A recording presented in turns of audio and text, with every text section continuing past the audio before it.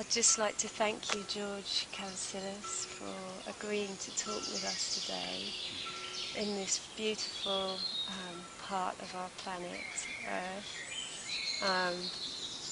in the mountains, on the top of the world, next to the water lilies, the crystal lake here in Slovenia.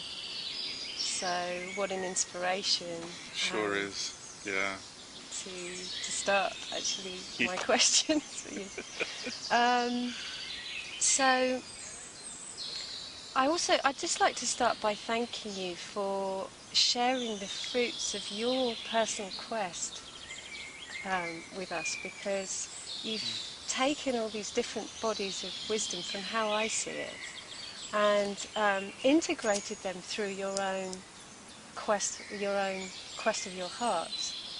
And I feel that's what makes you stand out at this moment, and why I personally haven't heard this kind of information, and I feel that it has been quite lacking.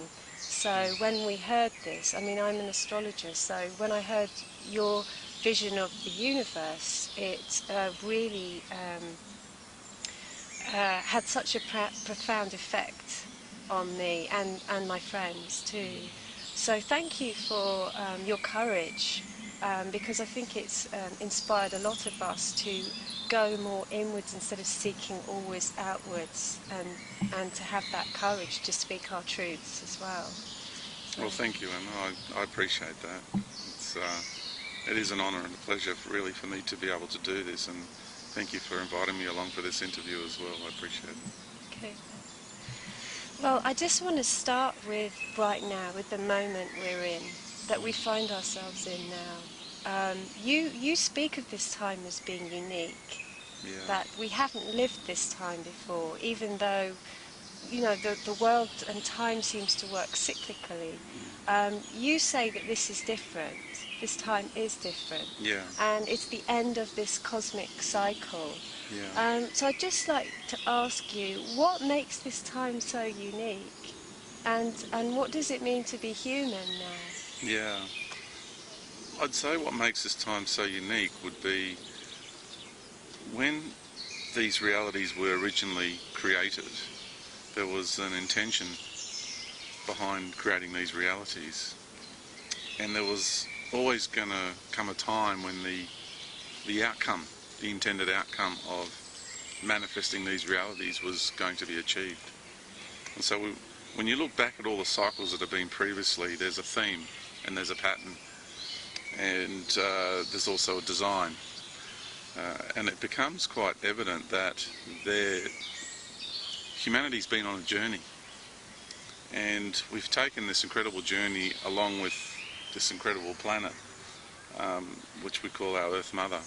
And the two together, the collective intentions of a collective consciousness or group soul consciousness known as humanity, along with the consciousness of this planet, have taken this incredible journey together. And what did we want to achieve together with the consciousness of our Earth Mother? What was, and even the consciousness of the solar system? So what was the idea, the concept and the intentions and the purpose behind, the reasoning behind us taking this incredible journey together? And that's the memory. It's so deep. The understanding of that, the knowledge of that has been forgotten. And that's what my intentions are, is to help people to remember that, to reawaken that, because it's latent inside of us. It's dormant. And that was part of the design as well. We chose that. We co-created that.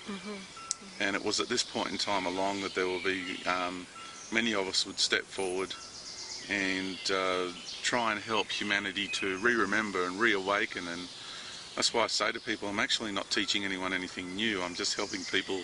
I'm really providing triggers for people to reconnect with that, to reawaken and help them remove the layers of if you want to call it illusion, or layers of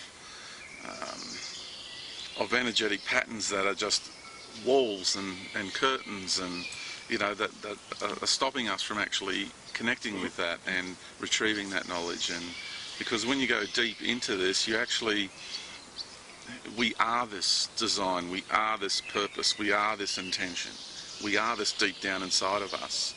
It's not something that becomes an intellectual concept and then reality is manifested via an intellectual concept. It's not like that. We already are this deep down inside. We are all the energetic patterns behind the collective intentions of the human soul, the collective intentions of the soul of humanity, and the relationship that humanity has with this planet. We already are that deep down inside of us. So it's getting to the core and the essence of who and what we are, and that's where the knowing emanates from, if you can understand it from that concept. Yeah. So we're awakening to this truth at this time. We're all, as human beings, we're awakening to this.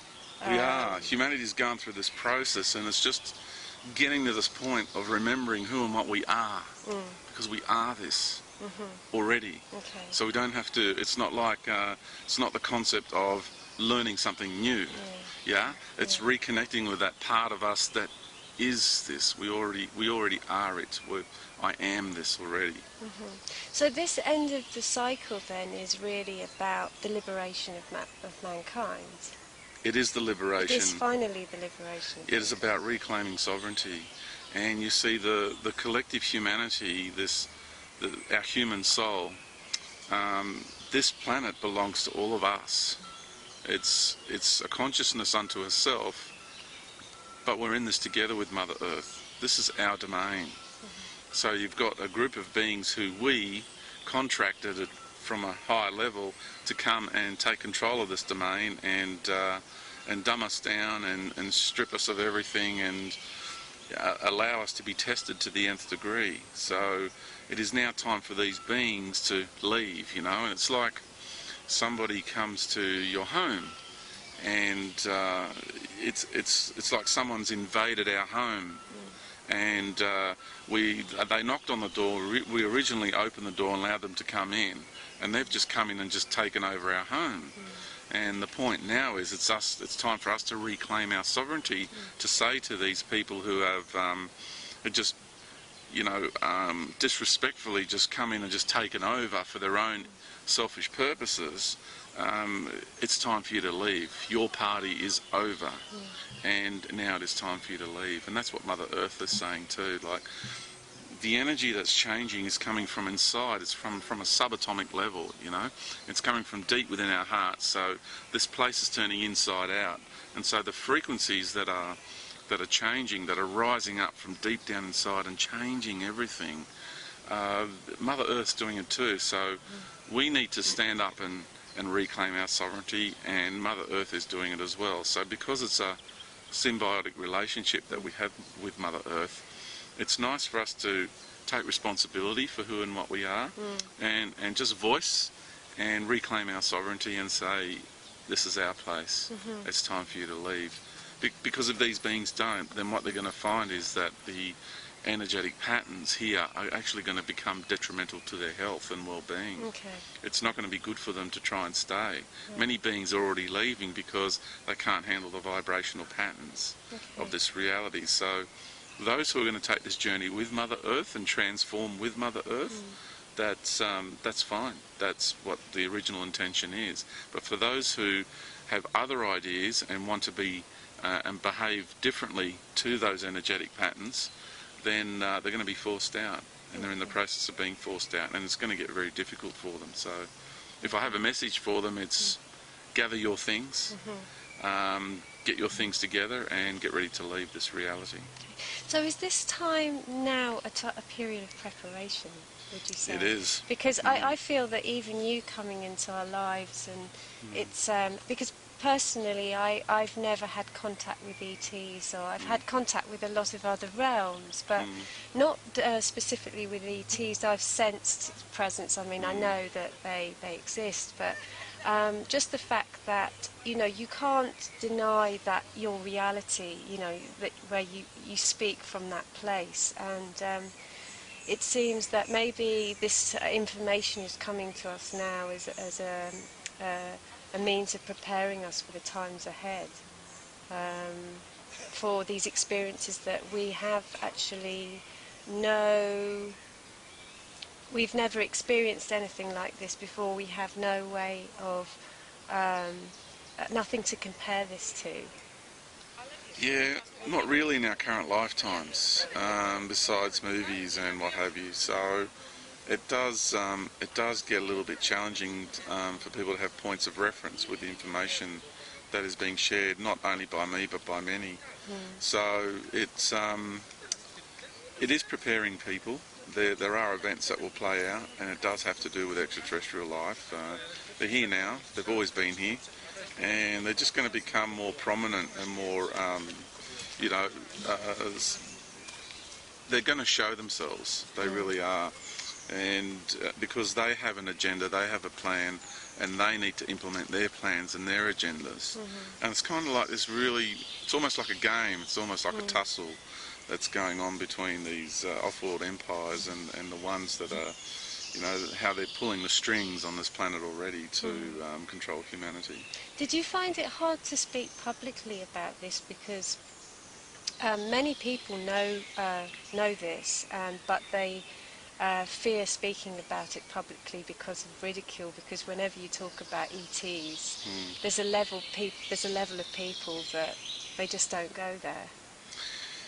Yeah, I've been ridiculed all my life because I've been experiencing it all my life, and I've tried to voice it all my life, and you go through periods of really just letting it go, and you just delve back into the matrix, into that sleep, into that slumber, into that zone of being comfortably numb, as Pink Floyd so fantastically put it.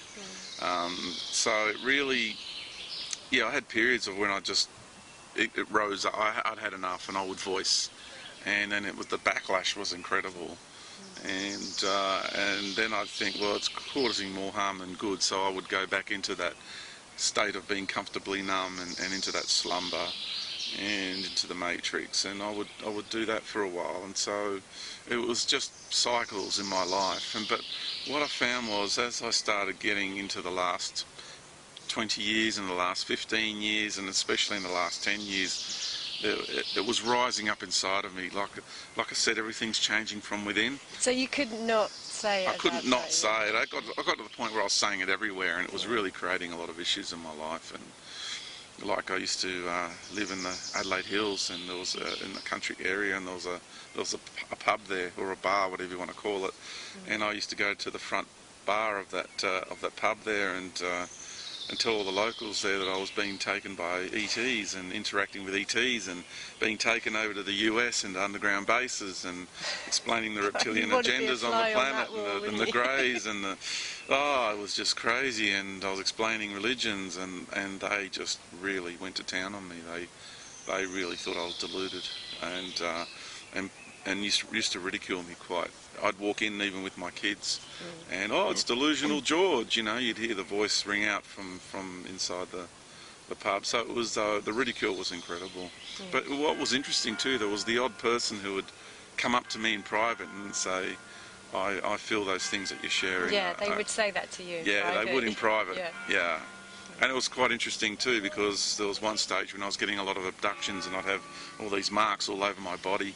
I would go to the doctor, and of course, the initial thing was, you need to go see the psychiatrist, because that's the program. That's what they're programmed to say and respond with. And the doctor there actually admitted that there was 5 other people, and this is only a little small area, and there was 5 other people that were experiencing the same thing as I was. Wow. Just in that small area, with a population of maybe about 300 people. Okay. So really, when you look at those sort of statistics, That's amazing, isn't it? That it's that common. Yeah. Do you think? And they're the ones that the doctor knows of. Okay, so the doctors know about it then, Well, because they must be seeing that it's technology in these injuries are caused. Yeah, but the point I'm trying to make is there are 5 that the doctors know of. How Oh, about I see. all the others that they don't know about, that people don't speak up as well? So there's that too. Yeah. So there's the statistics are quite high, Yeah. a lot higher than people realise. Okay, wow. Mm. So just talking about sacrifice and because all of us, I think that we've experienced, and you do talk about the sacrifice of the earth and the sacrifice of mankind, and how that relates to the sacrifice of Christ, the sacrifice of the divine masculine and the divine feminine. So is the end of this cycle really about, because we identify so strongly with sacrifice, I mean that's why I think Christianity has it, the hold it does, and would the end of this cycle really be about the end of mankind as sacrificial, as beings of sacrifice, and because it's the end of the earth as being a body of sacrifice? Is this the end of sacrifice, and is that why we are struggling in a way with our empowerment? Because we're so wedded to sacrifice, like physically, and our experiences. We've just been talking to you about yours, and I think most of us have experienced a sense of, well, this is the way it is. And there's a beauty in that too, but just, yeah. There's an incredible beauty in it, and it's wonderfully the way you've just put it, because we are in a life of servitude and sacrifice, even before we came into this reality. I mean, the whole point of us being here, we've actually been stripped of our divinity, we've been stripped of everything. And we had the courage to be stripped of everything and be totally vulnerable to the forces of darkness and the forces of limitation, and to come inside this reality and work it from within. I mean, that's an incredible life of service, and an incredible life. It takes a lot of courage, and it's a great sacrifice to be able to do that. So there's just so many on the planet who are playing that role. I don't have numbers. There's just so many. But after 2013, after the March, after the equinox, the spring equinox, will that be the end of sacrifice of this planet? Because then we will then be maybe still being of service, because that's our role in the universal scheme. But will it be the end of sacrificing our very, our very humanity in a way? It will be for this planet, and it will be for the majority of beings who are playing that life of servitude here, if you know what I mean. Yeah, okay. Playing? Well, playing that role of the life of servitude. This planet has led the way. This planet, being the consciousness of the divine feminine of the universe, has taken responsibility for its creation and has led the way. Now there are other planetary systems who are setting themselves up in a journey of sacrifice and a journey of servitude to continue this process, because this process is the one that is successful in helping beings to this road to compression we've been on, and the way this reality has been designed. We finally achieved that outcome of reintegrating everything, all our aspects, all our fragmented states of self throughout this cosmos and this universe, to bring it all back into an integrated state of oneness and harmony. That this divine plan was always going to succeed, especially because it was divine. It was created by the essence of the divine masculine and divine feminine. I mean, that's who the sun is, this is who the earth is. It was never going to fail. But it was always about having faith in that. I suppose that's where a little bit of faith has come into it, because when we first set this reality up a long time ago, when I say we, I mean collectively so many beings who have been a part of this project, really was, we were ridiculed. So many of us, many beings in the cosmos said it'll never come to pass. It's a crazy idea. We've been persecuted and ridiculed not only in this lifetime, not only in cycles on this planet, but even on galactic levels of our beings, for organising things on those levels. We've been persecuted and ridiculed even on those levels. So this life of sacrifice goes a long way, this concept, and the concept of being ridiculed and persecuted actually goes a long way back into life. And these other realities that are setting themselves up now are very brave indeed. So there's other beings who have manifested themselves as a planet and are going through the process of setting themselves up like this one. And the beings who don't ascend this time around with Mother Earth, who don't see it through with Mother Earth, they'll eventually find themselves going onto these other planetary bodies and continuing the process there. Okay. So this actual sacrifice, the purpose of the sacrifice was really the refinement of the soul. Yeah, well, people use the word sacrifice. It's also another word for sacrifice is actually the word allowing. Okay. It's another way of looking, at this concept we call sacrifice. It's Mother Earth has volunteered to manifest a planetary body that was going to see this process manifest and eventuate, and then she sacrificed herself so that the forces of darkness and limitation could come here and implement their plans and their agenda. You can call it a sacrifice, you can call it allowing. She allowed them to come here. Father Son allowed them to come here, being the archetypal protector of the male with his wife. He allowed them, as the consciousness of this solar system, allowed these beings to enter his body, his domain, to have access to his wife, to be able to perform or implement their strategies onto life on this planet, onto the human race and to other life forms on this planet. So it's a form of allowance, if you know what I mean. Yeah, I suppose it would be like even in private relationships or abusive relationships, it's always about the person allows that to happen. And so, because sacrifice creates certain connotations, and then allowance has other connotations. And for me, I say Mother Earth has allowed this to take place. And I also talk about sacrifice. I talk about how the true sacrifice of the Christ is far greater than we're being led to believe, which I've discussed often lately. And I say there's an even greater sacrifice than that, and that is the one of the Divine Feminine, and that's the one that you just never hear about. But having said that, she's offered herself up to sacrifice, it's also she's allowed this to happen. And when you say that she's allowed it, then that's when the empowerment comes into it. Okay, if she's allowed it, that means at any time she can say, I no longer allow you to do this to me. Right? And that's what's going on now. Mother Earth is now saying, I'm no longer going to allow you to do this. I'm going to now change, and you will have to leave. For those who wish no longer to flow with the way I'm flowing, to become what I'm becoming and what I'm giving birth to as a woman.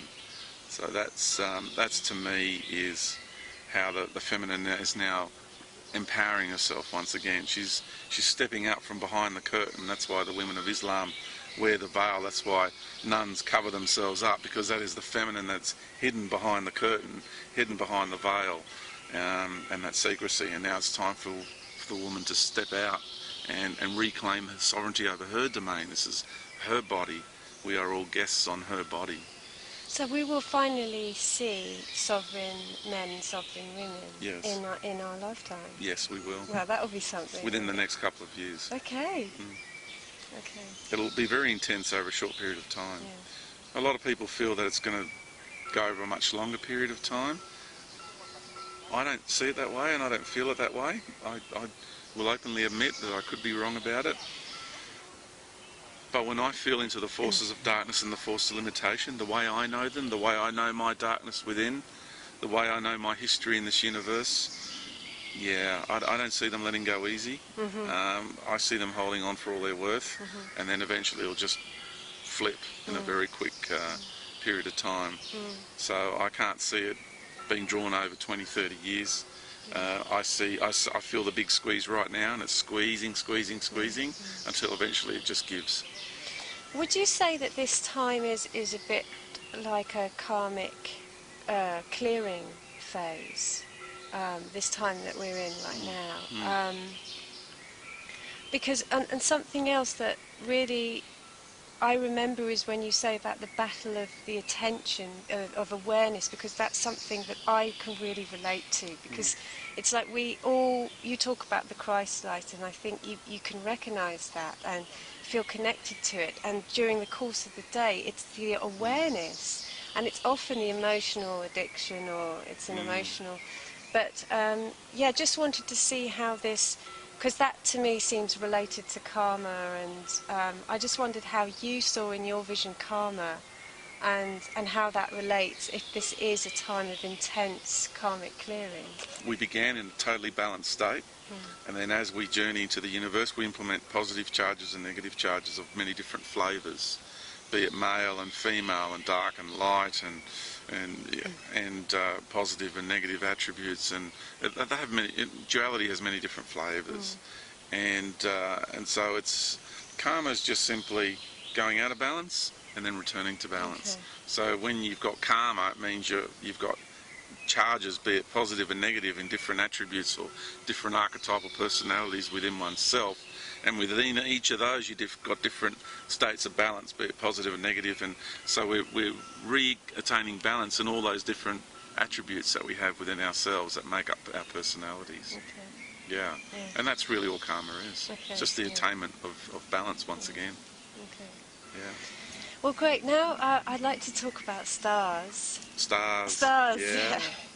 So you talk about us coming to this universe to learn about the construct of light. Yeah. And I see stars as one of the primal light forces. Yeah. You know, in the Big Bang Theory, I think stars are, you know, a star explodes and forms all the elements that then create the rest. So I just wondered how do you see stars, and how are they guiding us still? Because I know that you talk about our relationship to particular star systems. So yeah, just wanted to talk about the relationship between stars and mankind. Well, the fascinating thing is that we are those stars, so they're other aspects of us. We are planets, we are stars, we are galaxies. We've co-created life with the Creator already in this universe. We're actually at the very end of the journey. And so we've got all these aspects of ourselves in different parts of the universe everywhere. And so stars are very, very important because they are us on a higher level as bodies of light. And the energy, the way we have come into this reality too. I mean, we've projected sparks of light of us from even those levels of being. So all the stars out there are connected to the Earth, Right. Okay. energetically, literally, simply because we're here and we are those stars.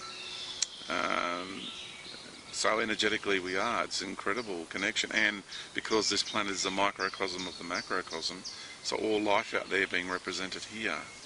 So we're intimately connected with all the stars and all the galaxies and all the planets. And you mentioned that with Sirius and Orion, these two star systems being connecting to the divine feminine, the divine masculine, and you mentioned that Orion, the three stars of Orion's belt, was anchored, or the energy of Orion was anchored through the pyramids. Yeah. Presumably star energy was anchored like this through sacred sites throughout the planets. And is that anchoring, and is the star energy playing a part in this transformation of the next year? Oh, very much so. It's because of the way the energetic streams are pouring into this reality, there's actually an intensification Because as you got the two energetic patterns that are just squeezing this reality, where I call it the big squeeze at the moment. Everything's being squeezed, so everything's intensifying. Yeah, and so much life is actually now being transmuted as well. It's through this process of compression and the squeeze that life gets transmuted. That was the design of the plan. So all the energies now, they're actually more important than ever. All the energetic streams coming in and going back out. It's about, I suppose, being able to identify them and work with them. Yeah, it helps. It helps a great deal. There are some people that won't come to pass for them. They won't re-identify with those energetic streams. They won't re-identify with them. But that's okay. That's not what was necessary for their journey. Yeah. It's all right. Some people just don't get it. Okay, so but that that star anchoring and because what I've observed, people's consciousness is becoming so much more refined that they're recognising sacred sites and the energies of sacred sites. And in England, I can speak about England, but there's this whole resurgence of people visiting sacred sites and being interested in that. So I just wondered how, when we have Stonehenge there, where these stones were taken from such a long way, from the Preseli Hills, and there's a theory that they were chosen for their acoustic properties, for their resonant properties, and that in some way is harnessing celestial star frequencies that are being anchored through the stones to Earth. So.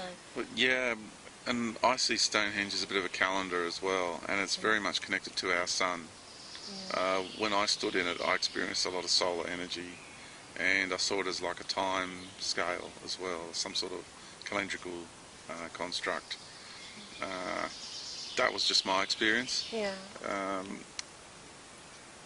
Okay, I'm just feeling into what you just said, and there's so many places I can go with. The stones weren't just chosen; they were asked, and the stones knew in their hearts that it was their journey to be a part of what people created back then. And so many people going back to these ancient sites are actually people who were a part of the construction of these sites, people who may not have been a part of the construction but played a role during those sites, that actually were there back then and worked with those sites. So that's why so many people had been drawn back to them at this point in time, and other people are not, simply because they did not have a life there. They weren't involved, and some people go to these sites because they've invested more of themselves in these sites than other people have. So they have a very, very strong connection to these sites. So for me, there are sacred sites in the world that I just don't feel much when I'm there, whereas other people can go there and feel an incredible amount. Do you know what I mean? Oh, that's because they were there and they worked with it, and they spent a lot of time there and invested a lot of their energy there in previous times. And because we're reintegrating all aspects of self, that reintegration of that part of their lives that they had back then is very important for them right now. And for me, Stonehenge was very important. I felt a lot there. I was a part of that at some stage. So there are places on this planet that I don't feel I need to visit. I just simply wasn't there or a part of it, whereas other people were. Yeah. And when we worked with these monuments, when we were building them in ancient times, we asked the consciousnesses of the rock. We knew which mineral beings, which beings from the mineral kingdom were going to be a part of those projects. It had to be the right people. It couldn't be just any old stone from anywhere. And most of them were levitated. They were just, the theory of dragging them along logs and all that is just, conventional and academia wanting to be the superior consciousness construct at this point in time, and everything that was in the past was inferior to their current mindset. So it's a superiority complex that puts out these sort of notions and ideas and theories and concepts because that's all they are. They're not reality. They're very frightened of their current mindset not being the superior mindset. So that's why they say that they had to have been dragged by logs or something like that, some silly theory like that. Whereas it's obvious that they were levitated into positions. There were some groups and some tribes that did drag them, but very, very few. Back then, the ancient technology and the abilities we had were far superior to life now. We're far more advanced than what we are now. Yeah. We've been in the process of devolution, not evolution. Yeah, that's clear. And it's clear, it's pretty obvious. I mean, yeah. You don't have to be a professor to work that one out. Well, I just to stay, I really wanted to talk about the solar system too. Yeah. And about planetary frequencies and this idea of the music of the spheres. Each planet has its own frequency due to the speed it's travelling, the cycle it's taking, and they're creating this harmony and with the Earth. And how do you see this music of the spheres? And do you hear it? I feel it. It's reaching the crescendo. Yeah. Very soon. That's what we're in the process of. Because I heard that 2011 was the building. time of the music of the spheres, and so you've got the solar consciousness who's the conductor, and I can tell you what, there is. Hello, got dragonfly down there. There's so much intensity. Music of the spheres. It's the archetypal personalities, the 12 archetypal personalities of the Creator, singing their song just like we sing our song. It's an expression. We express, therefore we express a vibration. And when we are being, we're actually shining, and we're singing our song. I like to say to people, go sing your song, sing as loud as you can. And is that just a vibration? that's what it means, because the word is the sound, and the sound is creation, and that's logos. That's what logos, that's the word of God is to be. The word of God is an emanation of sound, of frequency, of blueprint of life's patterns. That's what logos really, that is the real word of God. It's like pan, see how it all pans out, It's the natural, organic unfoldment of life. That is the word of God. It's not literature, words written in a book. That's created by men. That's not the word of God. Yeah. To understand what logos truly is, the word of God truly is. Yeah. So this music of the spheres is the harmony between all the spheres in the solar system. Yep. And that are creating so it goes beyond the solar system. It goes beyond, but right here, right now, our very next interconnectedness with life or sound vibrations is with everything in the solar system. It's our local neighbourhood. It's just like right here, we're more affected by these trees and the environment here in this little beautiful part of the world than we are by a pond over in the next valley, aren't we? So it's like we're affected by our immediate surroundings more intensely than we are by things that are further away, so to speak. Even though everything's interconnected and we do have some connection to it, it's just understanding that the music we experience from the spheres within our solar system is very, very intense, very important, because they're also a fractal. I mean, this whole solar system is a fractal of the universe. The 12 dimensions, really, of the universe, and it's quite amazing. So you talk about the 12 archetypal personalities of the Creator. Yeah. Could you just say something about that and the planetary consciousness? Yeah, I don't have a full spectrum of it. You'd probably actually understand that, being an astrologer better than I would. But what I do understand is you've got the sun as the male expression, direct. and then you have the earth as the feminine expression of the universal consciousness, direct. And then you have other archetypal personalities. So you have Mercury, which has to do with the mind and the intellect. You have Venus, which has to do more with desire and vanity, and more the playfulness of the feminine, I suppose, in a way. And Mars has to do with more of the warrior energy. And then you have Saturn, which has to do with more of a mentor sort of spiritual guidance sort of energy, but I would say in more of a controlling way rather than a liberating way. And then you have Jupiter, which is the Amazonian warrior, female warrior energy. I don't see Jupiter as a male energy at all. For me, it's a woman. The planet Jupiter, she's a woman, and she's the indigenous warrior energy. That's how I see her. Incredible, powerful woman. And beyond that, I don't really have much to offer. So you don't see Pluto and Neptune and... They all play a role. Yeah. I just haven't really fell into them as much as the others. It's not. Yeah, I haven't Uranus, gone there in my journey yet. Yeah, because just with astrology, these outer, what they call outer planets are coming into alignments and are feature quite a lot in this time. So. Yeah. They are. They're all playing a very important role, and I would like to feel into them further, so I understand them better. Yeah, well, but at the moment, I only do. understand really as far as deeply as far as Saturn goes, and a little bit about Jupiter, but I haven't gotten to the rest yet. So it's just where I'm at with my awareness in that area. Yeah.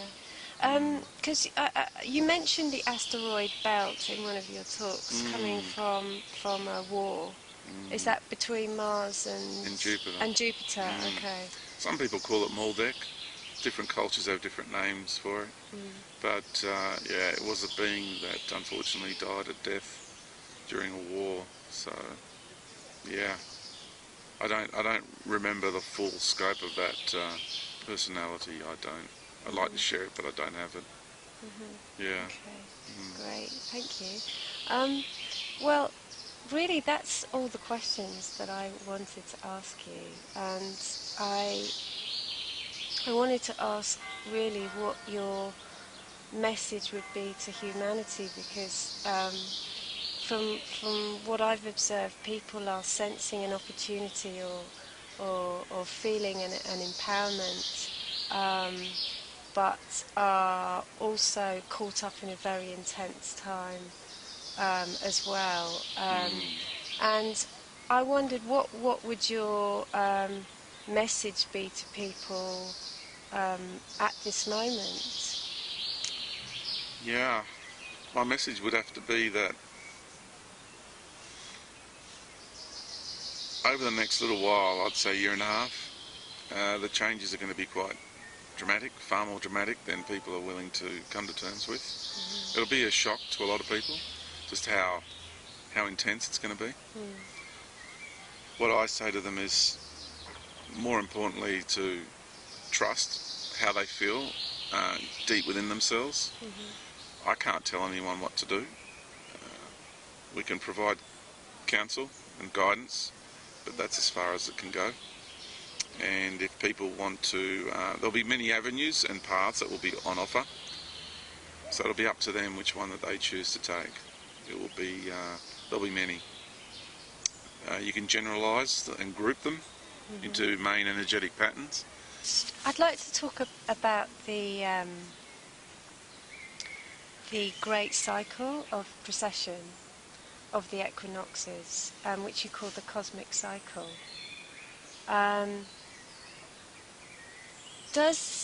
In your view, does this determine these ages that we call, we're going into the age of Aquarius, and how do you see those ages? And we've been through quite a few precessions of the equinox, and just wondering why it's this one that is going to be, because you talk about a vortex, I think, of into this cycle of time. I'd just love to know a bit more about understanding this moment in the cycle. Yeah, sure. I don't recall actually calling the precession the cosmic cycle. The precession is got to do with the way our sun and the Earth revolves within our galaxy. Okay. It's the behaviour of the sun and the relationship of the sun and the Earth as it moves through the galaxy. So that's what I would call precession, the importance of precession, and it has to do with the wobble of the Earth on its axis. So when Mother Earth does one rotation like that in the wobble, it's actually a massive spiral as it moves around. Like as the planets and the Earth move around the galaxy, they're actually, it's like a corkscrew fashion, and that's sort of like a lot of the part of the equation that people don't understand how things are. It's almost like DNA strands being created as well, you know, throughout through this journey through the galaxy. And the precession is really important because it's this last incredible cycle of Mother Earth. When we began this cycle over 26,000 years ago, it was, in the illusionary timeline, sorry, but the fixed timeline of about 24,800 years ago, it was known as the cycle to end all cycles. It was what we intended from back then, to manifest life in a way which was going to see the final integration take place. So we called it the cycle to end all cycles, and we also called it the cycle for life eternal. If you're going to give the precessional cycle a name, that's what we gave it. That's the energetic patterns around this cycle we're inside of. And that's why we have so many forces of darkness and forces of limitation here who are working so hard to prevent that from being achieved. It's an incredible cycle that we're in, and it's an incredible challenge. They're providing wonderful challenges for us. Just if you can ask me a bit more about that question too. Yeah. How do you relate this cycle to the ages, the great ages, like the age of Pisces, you know, the age of Aries, the age of Pisces, and the age of Aquarius, because these are also connected to the precessional cycle, because the top of the axis moves every 2,000 years through a particular sign of the zodiac, defining that age. And I just wondered if, you know, with astrology we talk about moving into this age of Aquarius because of the end of the cycle, and if that corresponds to your vision. Well, it does, even through sacred geometry, because if you look at with what we call the Platonic solids, if one is to achieve a higher level of consciousness, then we do it via nesting an icosahedron inside a dodecahedron. It happens with nesting all of them together. Icosa being the water symbol, and to achieving access, it's like the baptismal waters. If you want to achieve access to the higher consciousness, to integrate with the great ocean of life, like the Buddhists call samsara, you know, it's the opening of a lotus flower.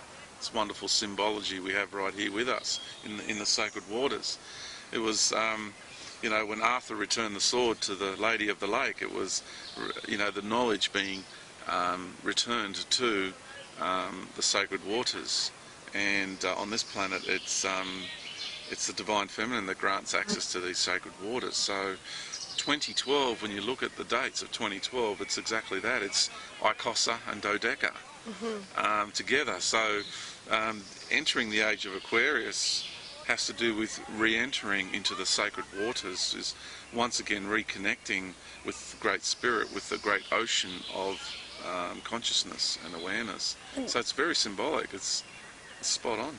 And so is that where the wisdom comes into it? Because if the sword is being returned to the lake, the sword is wisdom, as the sword is wisdom. So is that why wisdom is the tool for empowerment at this time? Yeah, knowledge and wisdom and truth.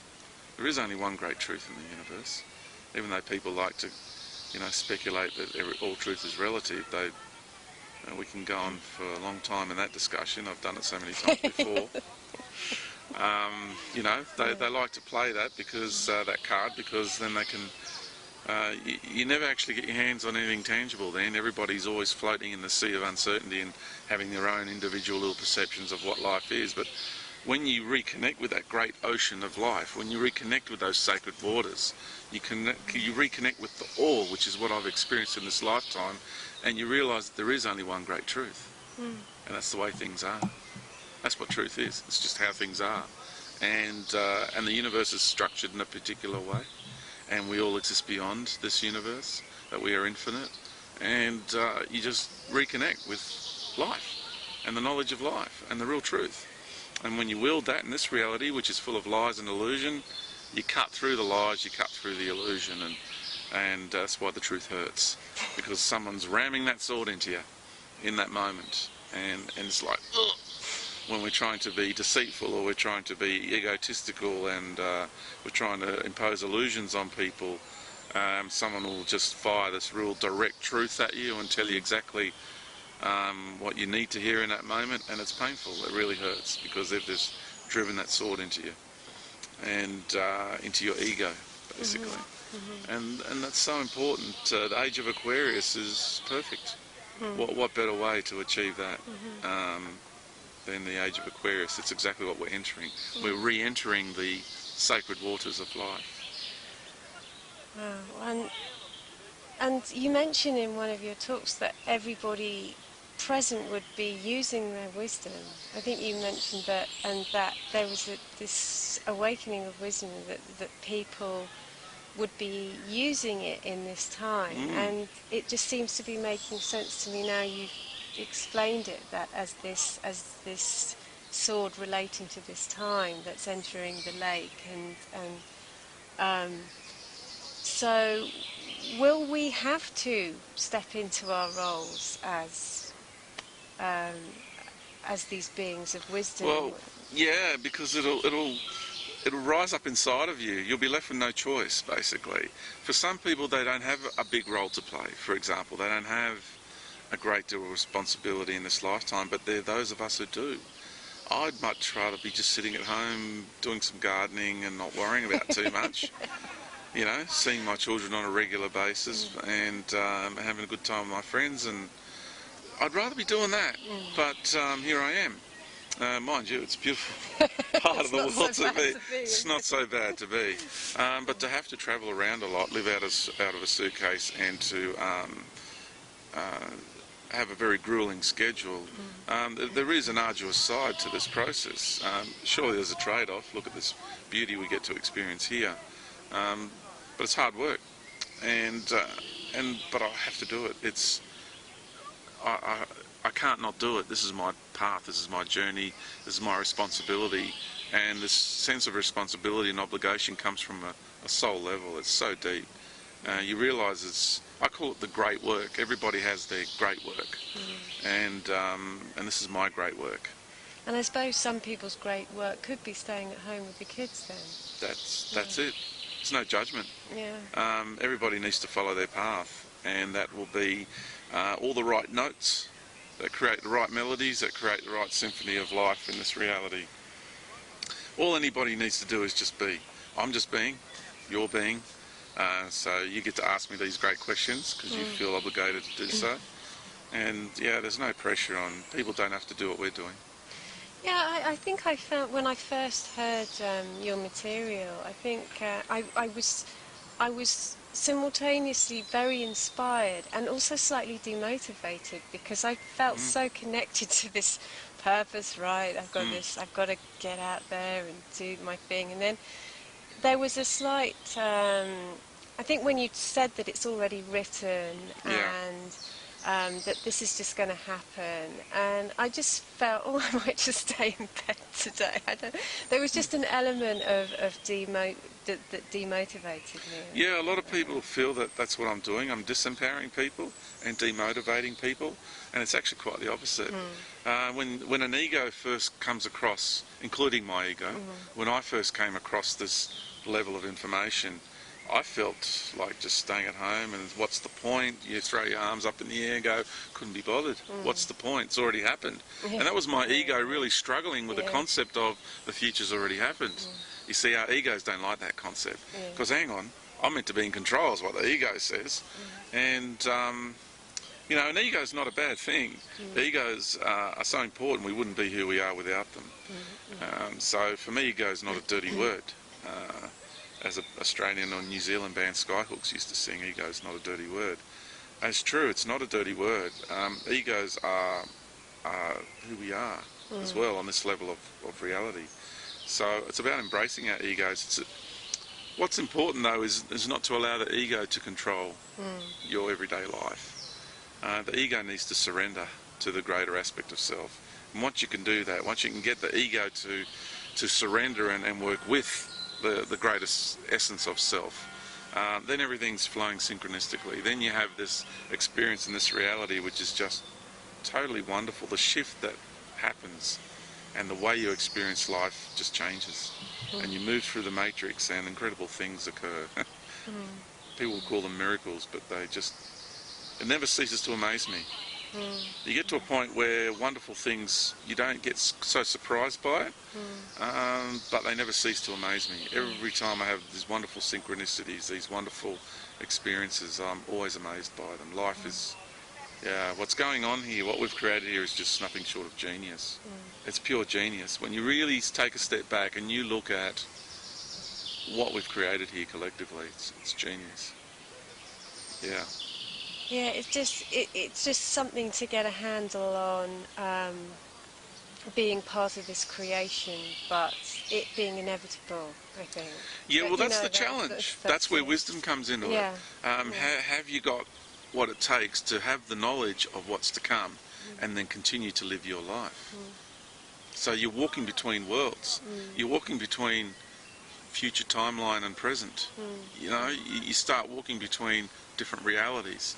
So you know what's happening in the future, but you also have your responsibility of life in here in the now moment, in the here and now.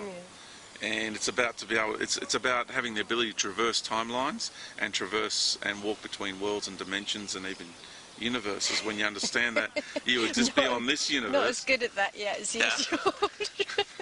Well, when you know crossing the road is already. Yeah, crossing the road. Yeah. Yeah. What did the chickens say? We went to cross the road. Look out! Yeah. So. Yeah, sorry, I had to throw that one in. So when you understand that you come from beyond this universe as well, you know, we're not only walking between worlds, but we're now walking between universes. So. It's an incredible place to be, this state of awareness to have, and to continue to function here. Because what you're doing is you actually end up, while you have an awareness of all these other aspects of self, you're continuing to honouring your journey here, this aspect of self. You honour and respect this aspect of self. And you honour and respect life around you because this aspect of self is role-playing for others. And so you're honouring and respecting life around you, you're honouring and respecting others as well. Because if you have this intention where you just want to, future's already happened, don't really care about anything, I think I'm just going to go and, you know, curl up in my lounge and just do nothing. Well, that's well and good, you know, I honour a person if they want to take that journey. But what about all the teachings they can give other people? You know? All the interactions, all the learnings, and everybody's got wisdom. There's so much to give. So this is about responsibility, it's about self-respect, it's about respecting others. Yeah, that's what really, this is about self-empowerment. This is about reclaiming sovereignty, this is about singing your songs, it's about sharing your wisdom and not being afraid to. This is about getting up and having that voice and not being afraid to anymore, because I hope people can see that I'm showing the way that it's now safe to do this. It really is safe for us to get up and have our say. This concept of people being knocked off or being killed because they voice their opinions, no, they're in a different construct. That's why it's happening. When you go from universal law LAW and you shift over to universal law LORE, where it's just this natural unfoldment of life, you walk a sacred path. Wow, that was a trout then. Yeah, bit of activity in the water. So there, that being obviously agrees with me. You walk the sacred path, and everything's safe. As long as your ego doesn't get the better of you, then you're going to be okay. Then, as long as you can hold and maintain that integrity within that construct of just organic unfoldment, natural unfoldment. And wow, another one jumped over there. They're getting a bit active. They're enjoying this. That was a big fish, wasn't it? Yeah, was it healing? No, it was about, we're talking about trout about that was big. it? Yeah, Here we are. Yeah. The lake of wisdom. And this is the point I want to make too. This is really a good setting, because if you look here, you look and you see this incredible beauty, don't you? In all honesty, when you look, the beauty here is nothing short of amazing. We've got dragonflies hovering over the lotus flowers. I mean, it's just simply stunning. But also the amazing thing about it is when you look beyond, when you look deeper, you know, you see that everything's killing everything in order to survive. Yeah? And that's the dualistic nature of things here, isn't it? The duality that we experience here. It is duality. So while she's very beautiful, just beyond that beauty is a very barbaric existence. Everything has to eat everything, everything has to kill everything. And that's the part of the equation so many people leave out in this ascension process. We can't continue to have the vibration of this natural environment. It's a particular vibration, and we've come inside of it. So those vibrational patterns were serving their purpose. So you have a barbaric environment, and then beings come inside and they get the opportunity to be barbaric, and within that environment it's a frequency match, right? It facilitates those experiences. So if we're going to ascend and become these beings of love and light, and to be in harmony with life, then we need an environment that's going to suit that, it's going to match that. We need a vibrational pattern that's going to match that. So the whole of the Earth's crust and the natural environment that lives upon it, it needs to go. And when you can connect with the natural kingdom, with the spirits of the natural kingdom as well, the consciousness and the essence and the elders and all the councils of all the different plant kingdoms and animal kingdoms and insect kingdoms and aquatic kingdoms, then you begin to realise that they're all preparing, they're sorting out who's going to go through and who's not, and they're all preparing for ascension as well, because the whole natural kingdom is now changing. But you said that there will still be an ecosystem. Yes, there in will. the fifth dimension. Yes.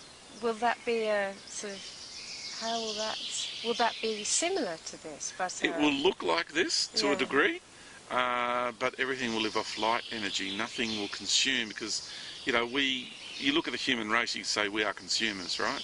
Well, so is the natural environment. Everything's consuming everything to survive. So you've got your natural consumers, and you've got humanity who live. We've created more of a synthetic construct that consumes the natural world, but we're still consumers.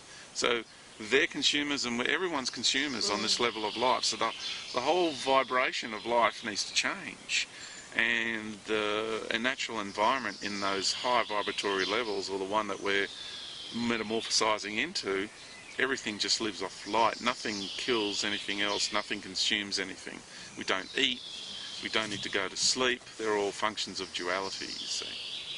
So we will be beyond duality at that point. Okay. Yeah. Even the fifth dimension is beyond. You don't sleep or eat in the fifth dimension. Just live off light energy. But when we ascend from the fifth dimension and we go through this ascension process, not from, but in the fifth dimension, where all dimensions collapse and implode upon themselves, that reality that's then birthed in that moment is pure universal consciousness and expression. It'll be unique in the universe. It's never happened before. So we'll have embodiments of total universal consciousness, and we'll have no energetic centres. We'll just be expression of universal light and love and knowledge. That's extraordinary. I mean, it's been so refreshing hearing your work, because I think most of myself included, have been really part of the New Age in some way, because that's where we found what we consider to be the truth. Yeah. But I think what makes you stand out is when you talk about unconditional love, for example, not interfering. Whereas a lot of the New Age, it is really about kind of helping people along a little bit, and just it's quite revolutionary. And the way you're so candid about the future as well. I mean, I deal with futures myself, and sometimes I really don't know how much to say, or I choose it depending on the individual. But just the way you speak exactly, you speak your vision as you see it. Yeah, I've actually had glimpses where I've experienced it, just, and I've had future experiences too in timelines. Some have come to pass, some haven't.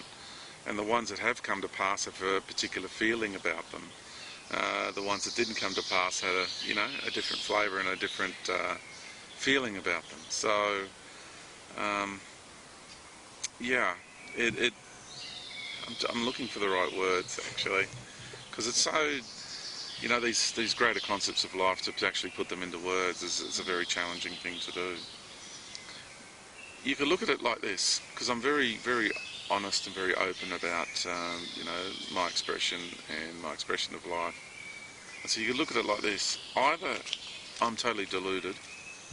Yeah, I'm very much a realist. So let's look at it like this. Either I'm totally deluded and I'm just speaking about some deluded vision and fantasy or whatever I have going on inside my mind construct, or I'm expressing a program, because maybe I've been programmed along the way with all my experiences by shadow government or extraterrestrial groups or whatever, so maybe I'm expressing a mind program, or I'm telling the truth. I'm actually expressing reality. I suppose time will tell. Time will be the one that really reveals. And I say to people, just feel into your heart, feel into yourself, feel into the real deep essence of self, and see if you resonate with what I say. And if you don't, that's okay too. I also share with people, these concepts that I share.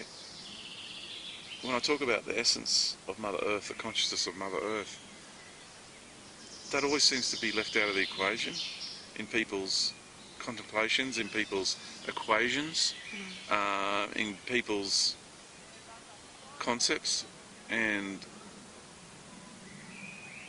their ideologies, their philosophies. It's like I had this meeting the other night with this gentleman who was a representative, an ambassador from another paradigm, and he said to me that they sit in council. They sit in council. Many ET races are sitting in council, and they're preparing to come to the Earth.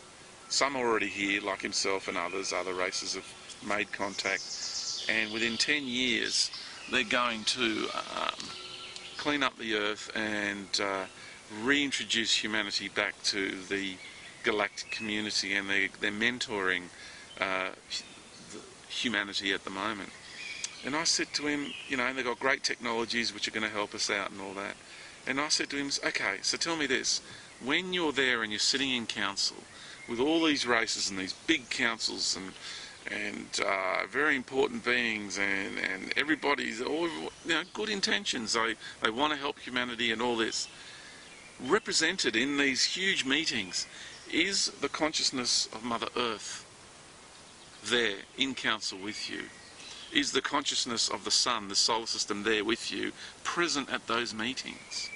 Because you have ideologies and philosophies and infrastructure which you wish to implement here, or are you just doing it from your own ideas, from your own intentions, and not taking into consideration the consciousness of this planet and this reality and what her intentions are as a being?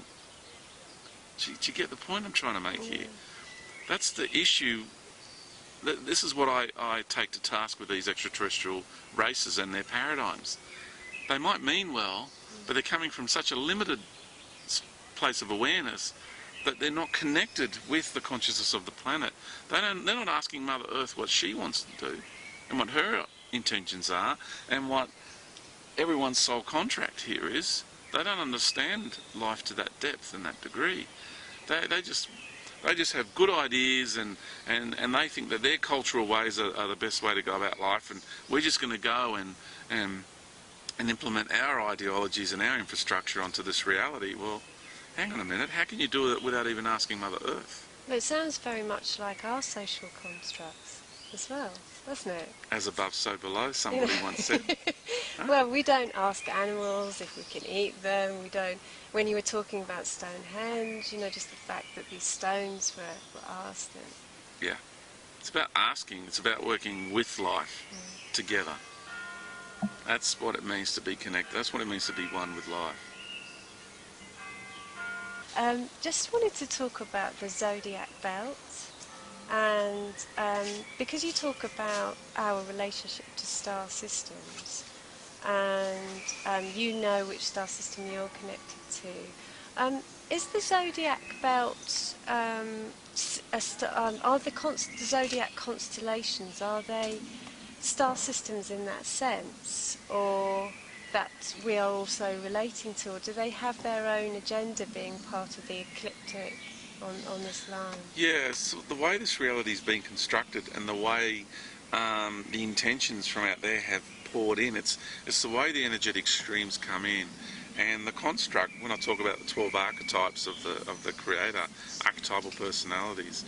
So in order to make up this reality here, you've got different energetic streams that are pouring in.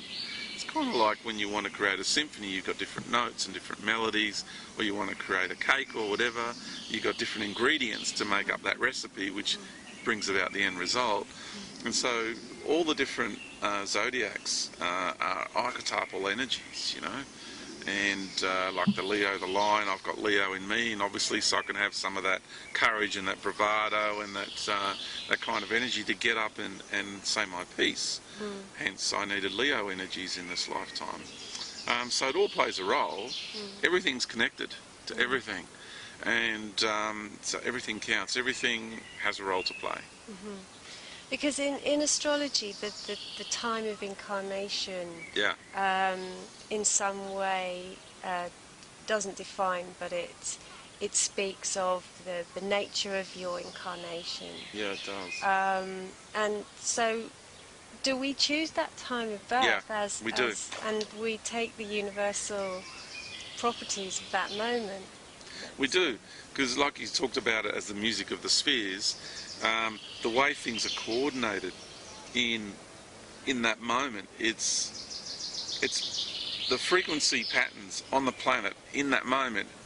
So what we call the music of the spheres, and at that point in time when someone chooses to incarnate on the Earth, the way things are structured in the solar system and the galaxy is the vibrational patterns, depending on the position. Like if you play a flute over there, it's going to sound different to you playing a flute over here, to do with the environment and the way the sound is emanated and the way the sound bounces off. So every single planet, every single star system, every comet, everything, the way the whole galaxy is structured at any given point in time will determine where inside that galaxy what tonal frequencies are experienced, and how, in a way, in some areas I'll be louder and in other areas I'll be softer, and it's quite amazing.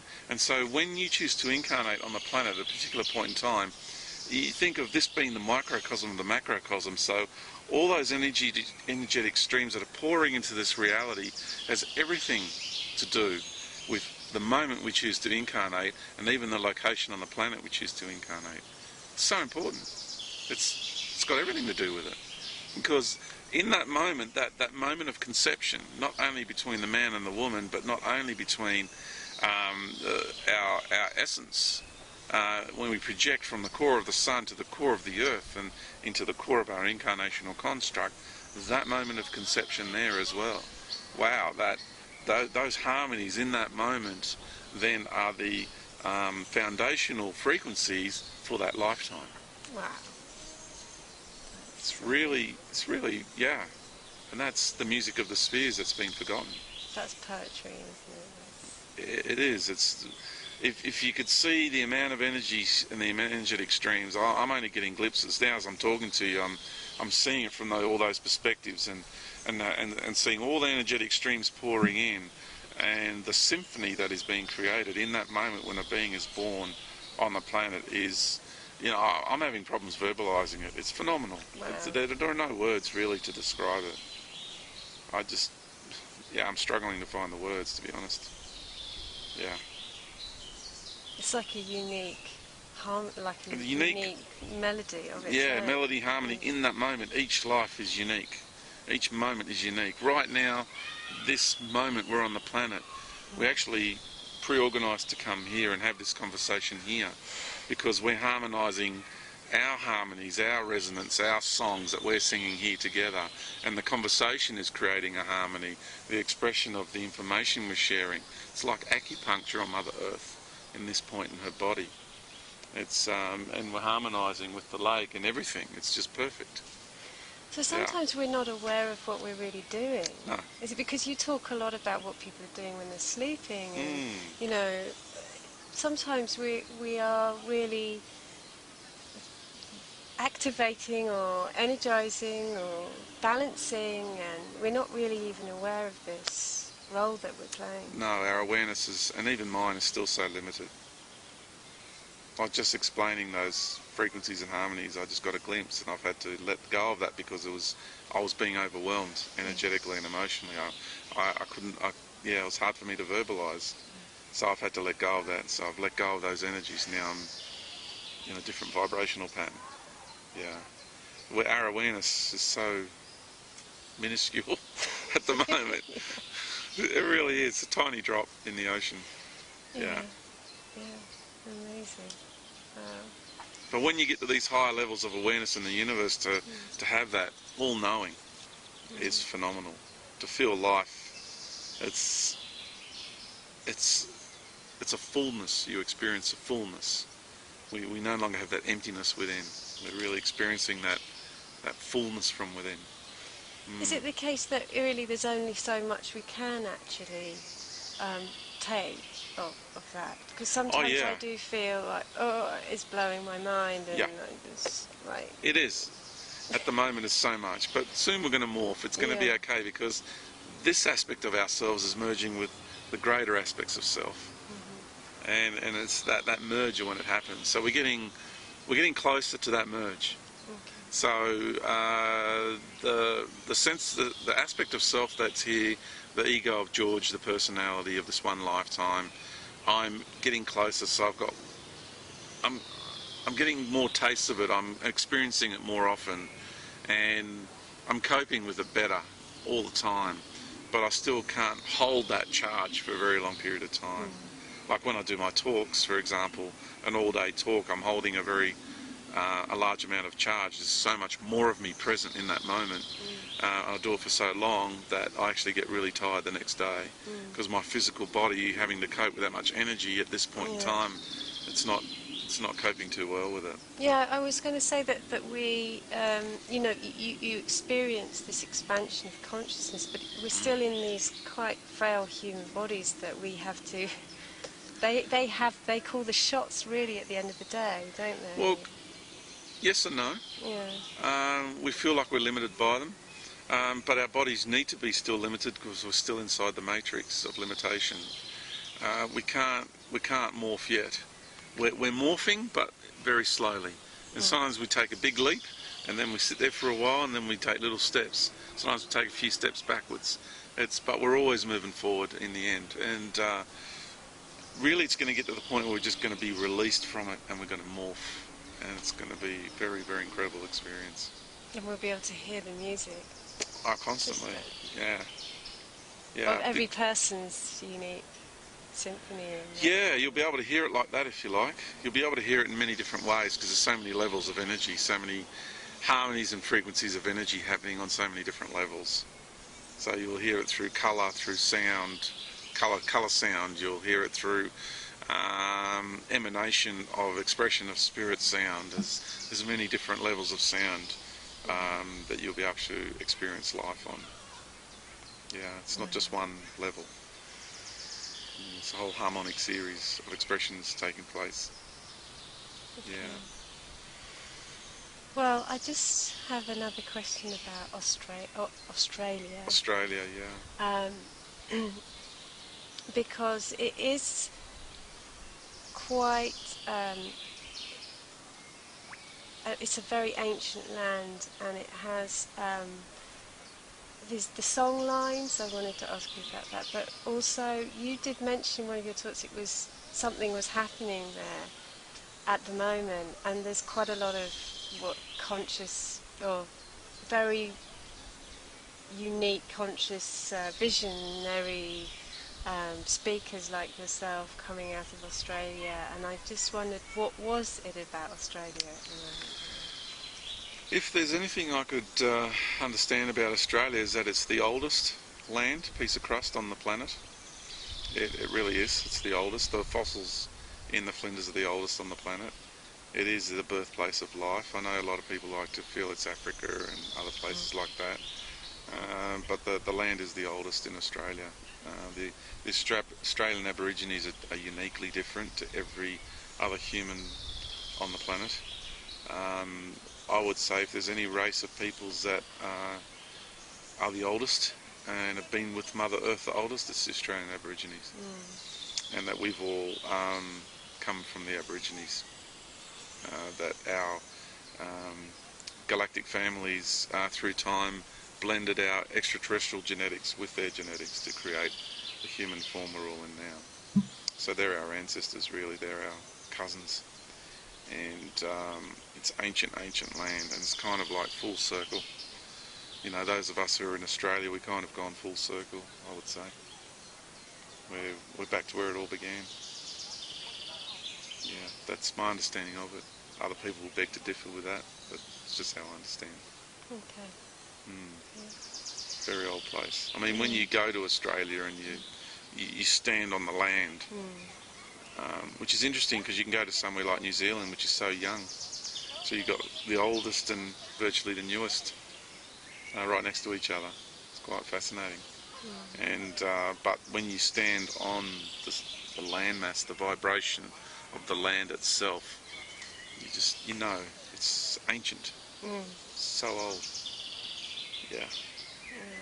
Can't wait to go. Yeah, it's a unique. There's a real harsh side to Australia too. It's there's a harshness there, but there's also beauty like this. Everything is in Australia. Whether you want desert, you want snow, you want tropical, you want beaches, everything is there. It's kind of a microcosm of the macrocosm too. Yeah. Yeah. It's quite amazing. Amazing place. Well, that really, I've asked all the questions I really wanted to ask you. Unless there's anything else you want to talk about that I haven't verbalised. Otherwise, I'd just like to ask you if there's anything you'd like as a message for mankind now, seeing as you are this messenger, and just what really, if you have something to pass on to people for these times. Okay. Well, I certainly don't see myself as the messenger. No, not the. I didn't say the. Here's the messenger. I'm one of many, Yeah. and I'm just giving it from my little angle. And so I appreciate. I know what you're trying to express. But I just want to make sure that Message bearer, a message bearer. That's Yeah, thank okay. you.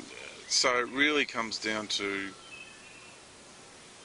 reacquainting ourselves, getting reacquainted ourselves with ourselves. It's all about empowerment from within. It's all about reconnecting to who and what we truly are within ourselves. And that memory of why we have chosen to come to this planet at this time from the far reaches of the universe. Why was this part of us attracted to come here and have such an intimate relationship with this planet? That's the forgotten side of it. The basic principle of our existence here is the relationship that we as an individual and collective have with this planet. We simply would not exist if it wasn't for this planet manifesting herself the way she has, for this divine feminine consciousness to manifest herself as this planet, and for the masculine, divine masculine, or male expression of God, the creator of this universe, to manifest himself as the sun. If it wasn't for these beings, we simply would not exist here. It's that simple. So if you can't understand this very basic principle, if you can't understand your basic construct of your existence here on that level, then you're not going to get the rest. You're going to go from this awareness in the matrix to some high-end mind-bending philosophy or some false deity or some, that will just is designed to capture your awareness and lure you into one of their domains. Your very basic awareness of your very existence here, then how can you possibly be expected to get the rest? Because I think the thing that is so simple but so powerful about what you say is the light, that taking the Christ light out, for me that was quite revolutionary, because so many people ask for guidance from outside of themselves, from God and the angels. So many people, there's even speakers, right? There's even speakers, very well-known speakers, I'm not going to name names, who will say that the return of the Christ is a collective thing. Okay, I know it's both. It's both a collective thing, and that being, this incredible guy up there is here on the planet as well. So it's both, excuse me. And so why are people who are well-known speakers saying we have the Christ within, but yet they promote ideologies of meditation techniques that focus on the pineal gland? Why? Why do they verbalise the Christ within, but still focus on the pineal gland, not focusing on bringing that light out from within? So, yeah, that's a concern I have.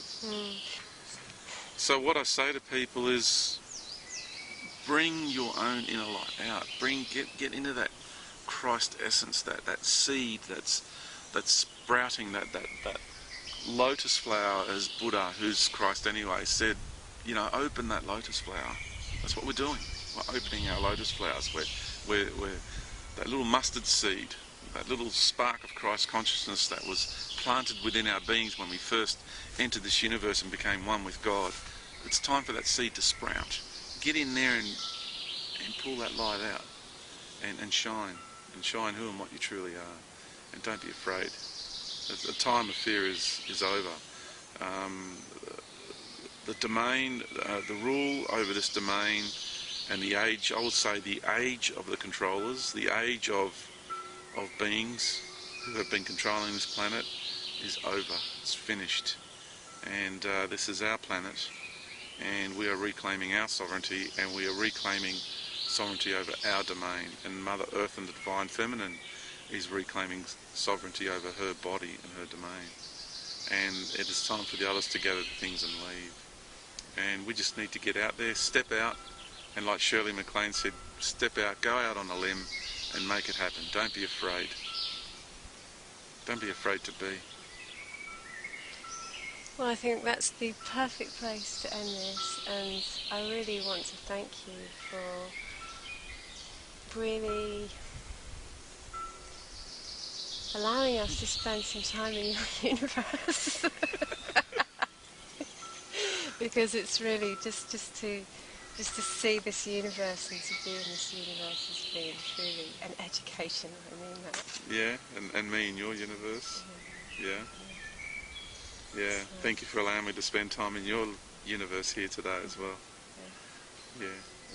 So wish you well. I mean, may all our lotus flowers blossom. Oh yeah. It's very symbolic, isn't it? Yeah. Thank you. Slovenia. Thank you, Slovenia. Yes, the only country with the word love in it. It's Slav.